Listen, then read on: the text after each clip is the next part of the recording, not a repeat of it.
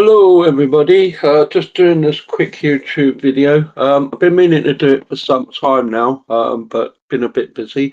So now I've got a few minutes, so I'll do it now. I'm trying to keep them as short as possible because not many people watch my videos, sadly, and yet there's a wealth of information there for all people.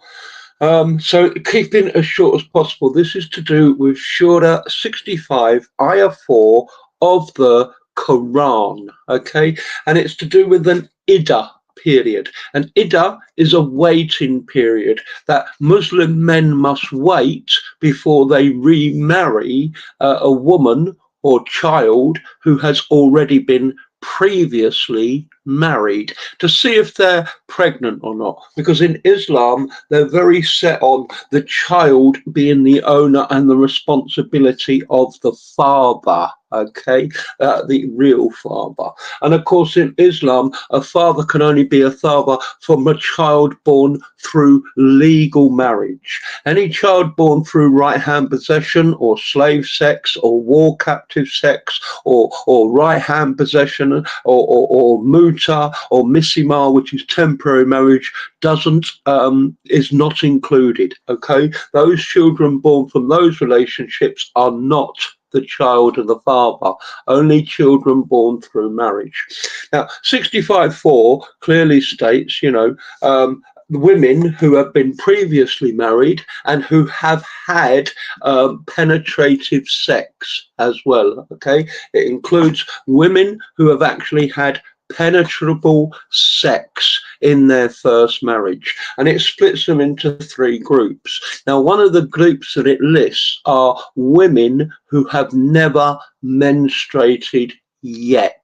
Okay, this includes women from the age of 1 all the way up to the age of 9, 10, 11 or 12, because they are the group who do not menstruate yet. Yes, it does also include women with medical problems, of course it does, but generally speaking it is women who are so young they haven't had their menstruation yet. Now, this is a clear sign that this book is a load of rubbish, and it definitely doesn't come from God, because any God who would turn around and say, you must wait 3 months to see if a 5-year-old is pregnant from a previous marriage or not, doesn't really understand the human body, and certainly not the human female body, because a human female body can't actually get pregnant until she starts her menses anyway. That's the reproduction of the egg, which of course is needed for pregnancy. But anyway, that's all besides the point. We know the Quran is crap anyway, but this is the main point, is that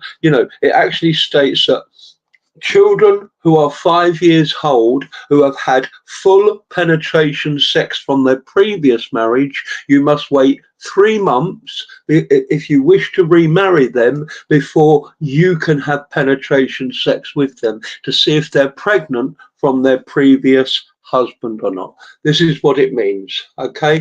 And like I say, there's actually no age limit on the actual verse, okay? It doesn't give an age limit. It literally just says those who have not menstruated yet. So it includes children, women as young as 1 day old. If it's a woman, that's that's capable of having full penetrated sexual intercourse, of course. But of course, it does state that at that age, it's not possible. So you have to wait until they're of such an age that they're physically and mentally ready to obtain your sausage. Now, of course, if you're a particular man who has a very small sausage, Muhammad was supposed to have had a 1-inch one, just under 2 inches, 1.8.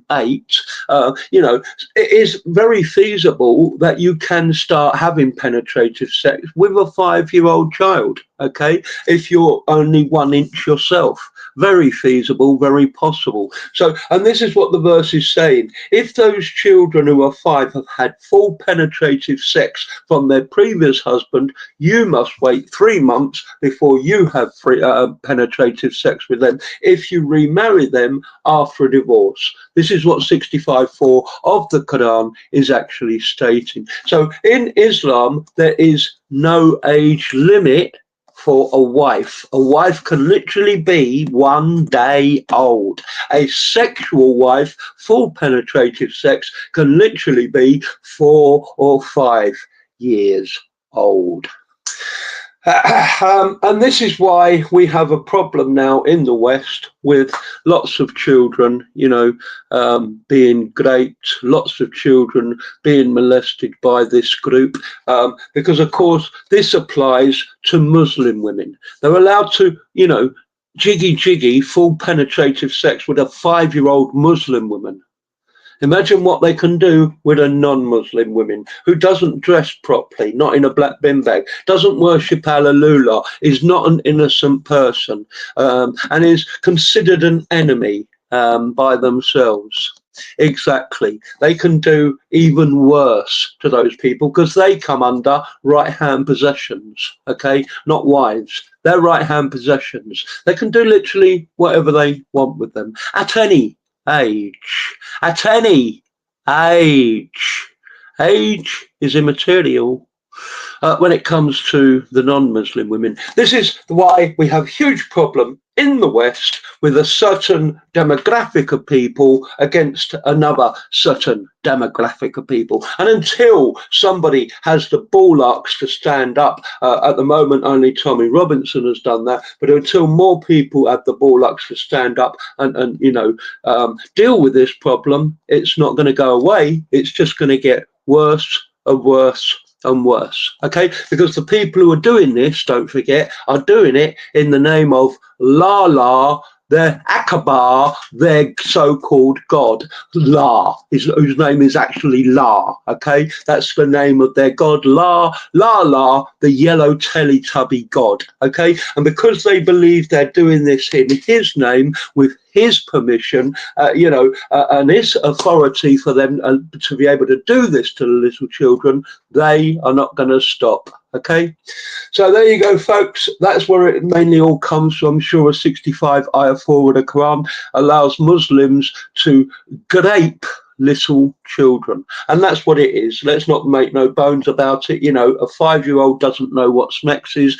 A 60-year-old man does know what smex is. So when a 60-year-old man mounts a 5-year-old, it is grape, nothing less, nothing more. Okay, and the Quran allows it. Surah 65 ayah 4.